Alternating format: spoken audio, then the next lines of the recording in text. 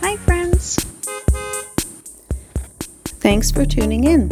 If you like this video, please give it a like, comment below, and take a moment to subscribe to our channel. The beautiful district of Promenades in Gatineau, Quebec. Here you will find La Baie Park, which is a lovely spot to enjoy nature, and just a short walk from one of the city's busiest areas.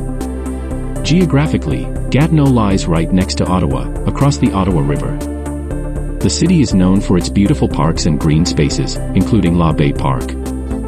This park provides a peaceful escape, and it's the perfect spot for a stroll or picnic, especially with the scenic views of the river and surrounding nature. Gatineau's unique blend of French-Canadian heritage, and its proximity to Ottawa, gives it a distinctive character. Its rich cultural scene includes events like the Gatineau Hot Air Balloon Festival, and numerous festivals celebrating local arts and heritage. The city's French-Canadian roots are evident in its architecture, cuisine, and language, making it a truly bilingual community. With its mix of natural beauty, rich history, and cultural offerings, Gatineau is a city that offers something for everyone, whether you're looking to explore its natural landscapes or immerse yourself in its French-Canadian culture.